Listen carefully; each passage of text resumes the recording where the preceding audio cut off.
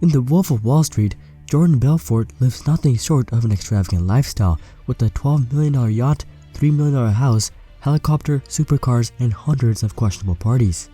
In the last video, we covered how exactly Jordan was able to make this money without getting caught. In this video, we will be covering how he was able to spend it without being caught, as the film just slightly touches on the subject. So, how did Jordan spend his fortune?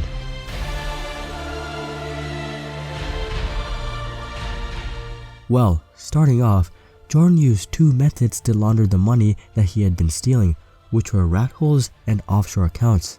He used rat holes to live and offshore accounts to save and maintain his wealth. Rat holes are simply all of Jordan's friends who were involved in the money laundering process. Rat holes are simply people under which money can be hidden. These people are often paid commissions of about 10% to just use their identities in various frauds. Throughout Jordan's pump and dump scheme, he would never hold investments in the company he was pumping up in order to avoid suspicion. He would always get these rat holes to invest in the companies whose values he was inflating.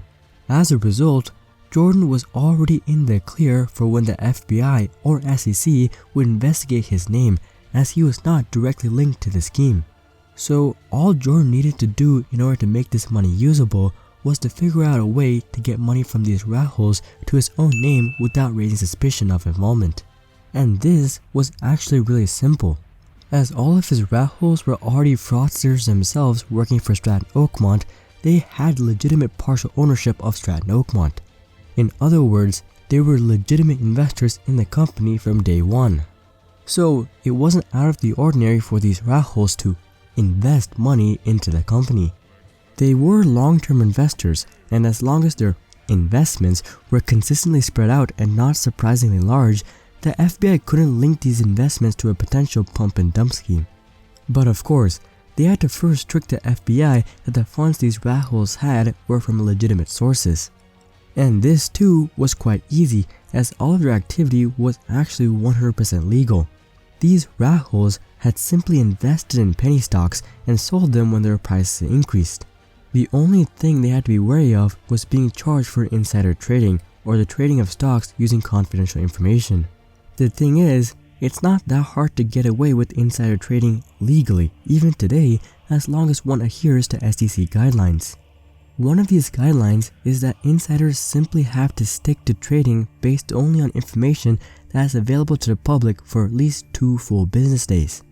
This information could be a wide range of things, from annual reports to press releases and marketing materials. Here's the idea behind the rule. When a company like Apple or Microsoft releases annual reports, investors will be exposed to the numbers and have the opportunity to base their trading decisions on them. As a result, if insiders were forced to wait 2 days before selling or buying any shares, this would theoretically prevent them from being able to sell before a stock plummet or buy before a stock surge, given insider knowledge. But the thing is, how many investors are actually paying attention to annual reports of a penny stock company? A penny stock company could release their annual reports months before rat holes buy into the company, and this wouldn't affect the price of the penny stock in any way. This information was technically available to the public for well over 2 days, and rat holes can simply say they base their investments on these useless annual reports, and that completes the entire scheme. Rat holes invest in penny stocks without using insider information, and then they sell their shares when they see the price is just randomly skyrocketing. After this, they invest most of these profits into Stratton Oakmont because they're investors in that company as well. Finally, Jordan can take these funds as a salary, bonus, throw parties, or really whatever he wants. As you can see, these circuits of money laundering are quite easy to spot, and this is why the FBI and SEC were investigating Stratton Oakmont from the very beginning. However, it is near impossible to prove money laundering without one of the links in this chain confessing. As Strattonites were very well compensated, none of them even thought about confessing in interest of self-preservation.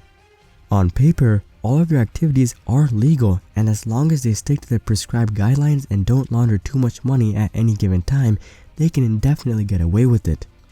This is how Jordan was able to get away with spending millions to fund his lavish life. But this is not the only money laundering that he was involved in.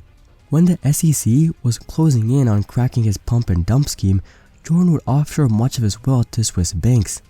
And this is what would eventually lead to his money laundering charges. Up until 1999, Swiss banks were the perfect place to launder money. Switzerland did not advocate for money laundering whatsoever at any time, but their friendly banking policies were favorable for money laundering. They have cracked down heavily on foreign money laundering since 1999 though.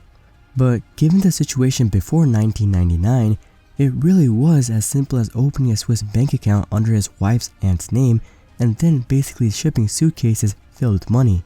The aunt simply needed to spend at least $10,000 a month in order to make the account seem active, and this would also serve as her commission. Till the very end, the Swiss bank would not hand over the account details on the basis of a money laundering investigation to the FBI. So, how did the FBI finally get through Jordan's seemingly impenetrable safety net and convict him for both securities fraud and money laundering?